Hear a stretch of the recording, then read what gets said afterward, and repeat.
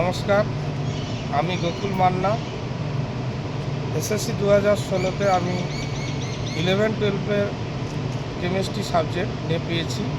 দুর্ভাগ্যের বিষয়, আমরা সবাই এখন একই পথের পথিক এবং একটা আইনি বোঝা মাথায় নিয়ে আমি বর্তমানে একটা সুপ্রিম কোর্টের দ্বারস্থ হয়েছি। এবং তার আগে আমার যারা বন্ধু বান্ধবী, মানে আমরা একই সঙ্গে যারা এই 2016 প্যানেলে পেয়েছিলাম, শিক্ষক শিক্ষা সবাইকে আমার একটা অনুরোধ, আমি 21 তারিখ মানে 21শে এপ্রিল শিক্ষা এসএসসি চেয়ারম্যান সিদ্ধার্থ মজুমদার ওনার সঙ্গে যে মিটিং হয়েছিল 13 জন প্রতিনিধি, তার মধ্যে আমি একজন গিয়েছিলাম এবং আমার যাওয়ার কোনো কথা নয়, 12 জন গিয়েছিলাম। তার সঙ্গে আমি অনেক জোর জাবস্তি করে অনেক রিকোয়েস্ট করে গিয়েছিলাম। আসল কথা যে এসএসসি চেয়ারম্যান আমাদেরকে নিয়ে কী করতে চাইছেন, রিভিউ পিটিশনার কী করতে চাইছেন, বা ওই দিন একটা লিস্ট পাবলিশ হওয়ার কথা ছিল এসএসসির ওয়েবসাইটে, সেই বিষয়ে কিন্তু চিন্ময় মণ্ডল যেটা নেতৃত্ব দিচ্ছেন এবং ওনার সঙ্গে আরও 11 জন, মোট ওনাকে নিয়ে 12 জন, তার মধ্যে আমি গিয়েছিলাম। আমি একমাত্র ফার্স্ট কাউন্সিলিং 11-12-এ পেয়েছিলাম, আর ওনারা কিন্তু সবাই 4th এবং 5th কাউন্সিলে 9-10-এ ছিল। তার মধ্যে বিশেষ কথা যেটা আমরা প্রথমেই চেয়ারম্যানের মুখ থেকে যেটা জানতে পারি যে 21 তারিখে ওই দিনই ওই এসএসসির ওয়েবসাইটে লিস্ট পাবলিশ হবে। কী লিস্ট? না, 11-12-এ প্রথম এবং দ্বিতীয় কাউন্সিলিং, 9-10-এ প্রথম, দ্বিতীয় এবং তৃতীয় কাউন্সিলিংয়ে যারা টেন্টেড ক্যান্ডিডেট তাদেরকে বাদ দিয়ে বাকিদের ওয়েবসাইটে লিস্ট পাবলিশ হবে।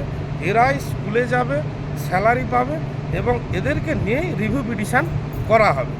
যেটা উনি স্ট্যান্ড পয়েন্ট যেটা দিয়েছিলেন যে সুপ্রিম কোর্টের যে অর্ডারের 31 নম্বর পয়েন্টে যেখানে ছিল যে যেহেতু এসএসসি 1 বছর তারা ওএমআর রাখার জন্য পারমিশন করেছিল বা তাদের নিয়মের মধ্যে পড়ে 1 বছর তারা ওএমআর রাখতে পারে, সেই বেসিসে বিরোধী যারা লয়ার ছিলেন, বিকাশ রঞ্জন ভট্টাচার্য মহাশয় কি ফিরদৌস শামীম, ওনারা সেই বিষয়ে কি না, তাহলে 1 বছর প্যানেলের মেয়াদ, তাহলে 1 বছর পরে যেসব কাউন্সিলিংগুলো হয়েছে সেগুলো সুপ্রিম কোর্টের অর্ডারে উনি ব্যাখ্যা করলেন যে এটা আইনিভাবে অবৈধ। তাই 1 বছরের মধ্যে এই কাউন্সিলিংগুলো করেছিল যে 9-10-এর প্রথম 3টা এবং 11-12-এর প্রথম 2টো কাউন্সিলিং। তাহলে এটাকে নিয়ে উনি বলছেন আগে যেটা আইনি প্রসেস, মানে সুপ্রিম কোর্টের গাইডলাইন অনুসারে যতটা বাঁচানো যায় রিভিউ পিটিশানে, ওটাই উনি করতে চেয়েছিলেন এবং ওটাই 21শে এপ্রিলে এসএসসির ওয়েবসাইটে উনি দিতে চেয়েছিলেন। কিন্তু চিন্ময় মণ্ডল এবং ওনার সঙ্গে আর যারা গিয়েছিলেন সবাই এর তীব্র প্রতিবাদ করেন যে ওনারা 4th 5th কাউন্সিলিংয়ে যারা আছেন সবাইকে নিয়েই ওয়েবসাইটে দিতে হবে, না দিলে উনি চ্যালেঞ্জ শুনলেন যে বাইরে ওনার ছেলেমেয়েরা অনেক আছে, দলবল আছে, সবাই এসএসসি অফিসের ভাঙচুর করা শুরু করবে এবং তীব্র উত্তেজনা এবং বিশৃঙ্খল একটা পরিবেশ সৃষ্টি হয় ওই ভিতরে। তারপর চেয়ারম্যান একটা আশ্বাস দিলেন যে মুখ্যমন্ত্রী এবং শিক্ষামন্ত্রীর সঙ্গে ফোনে আলোচনা করে জানাবেন, ততক্ষণ আমাদেরকে পাশের রুমে বসতে বললেন। যথারীতি আলোচনার পর উনি যেটা বলছিলেন যে ওই দিন যে সিদ্ধান্তটা উনি বলেছিলেন যে ওনাদের যে এডুকেশান ডিপার্টমেন্টের যারা কর্মকর্তা এবং প্রশাসনিকভাবে যারা আছেন এবং সরকার পক্ষের এবং এসএসসি পক্ষের যারা লয়ার আছেন সবার সঙ্গে আলোচনা করে এবং বিরোধী লয়ারদের সঙ্গে আলোচনা করেছিলেন। এটাও বললেন যে এই 3টা 9-10-এর 3টা 11-12-এর 2টো কাউন্সিলিংয়ে যারা টেন্টেড হিসাবে এখনও চিহ্নিত নয় তাদেরকে নিয়ে যদি রিভিউ পিটিশান করা হয় তাহলে এটা আশা করা যায় রিভিউ পিটিশানটা টিকে যাবে এবং এদের চাকরি থেকে যাবে। এবং উনি আরও এটা বললেন যে এরপরে যে কাউন্সিলিংয়ে যারা থাকছেন তাহলে এখানে একটা আইনি গ্রাউন্ড একটা তৈরি হয়ে গেল যে তাহলে এখানে কিছু টেন্টেড ক্যান্ডিডেট এই যে কাউন্সিলিংগুলোর মধ্যে থেকে গেছে, তাহলে এরা যদি বেরিয়ে যায় তাহলে এই সংখ্যা অনুযায়ী তাহলে পরের যারা কাউন্সিলিংয়ে পেয়েছে তারা আইনি গ্রাউন্ড পেয়ে যাবে এখানে স্থান পাওয়া। তাহলে এটা শুনে আমি আশ্বস্ত হয়েছিলাম, তাহলে এটাই উপায়, তাহলে এখানে সবাই যোগ্যরা কিন্তু আইনি প্রসেস অনুযায়ী বেঁচে যাওয়ার একটা রাস্তা খুঁজে পেলাম। কিন্তু চিন্ময় মণ্ডলরা তারা কি বুঝলো, তারা চাইছে যে সেই মুহূর্তে যেন তারা লিস্টে নাম থাকে, নাহলে লিস্ট কোনো প্রকাশ হবে না। এবং উনি বললেন যেটা, যে লিস্টে যদি আমার নাম না থাকে তাহলে আমি অযোগ্য লিস্টে পড়ে যাচ্ছি, তাহলে আমি অযোগ্য হয়ে এখানে নেতৃত্ব দিচ্ছি, তাহলে এই নেতৃত্ব তাহলে মানবে কে? তাহলে ওটাই ওর কিন্তু ভাববাচ্য ছিল।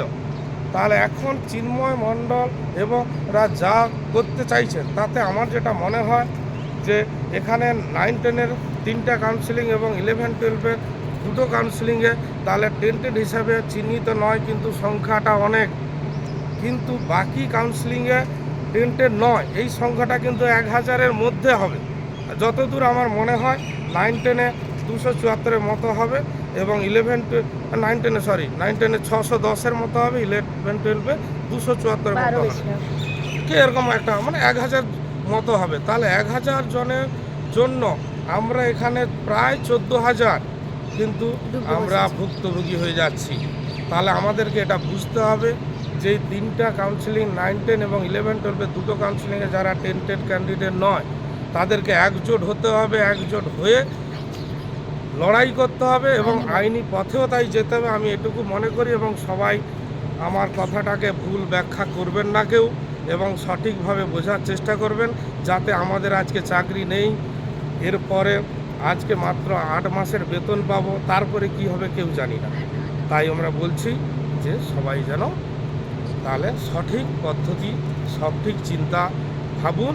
এখনও সময় খুব বেশি নেই, তাই খুব শীঘ্রই এই চিন্তাটা ভাবুন। আর আমরা আজকে কয়েকজন বন্ধুরা মিলে 10 জনের মতো, আমরা কোনো গ্রুপে নয়, মানে আমরা বর্তমানে কোনো গ্রুপকে আর বিশ্বাস করতে পারছি না যা হচ্ছে, তাই আমরা সুপ্রিম কোর্টে এসে এখানে আইনি পরামর্শ নিচ্ছি। যদি আমরা আপাতত 10 জন আমরা একটা রিভিউ পিটিশন বা MA ফাইল একটা করার চিন্তা ভাবনা নিয়েছি। সবাইকে অসংখ্য ধন্যবাদ। আপনারা সঠিক চিন্তা আসুন, সঠিক চিন্তা করুন, সঠিক সমাধানের পথ খুঁজুন। নমস্কার সবাইকে আবার।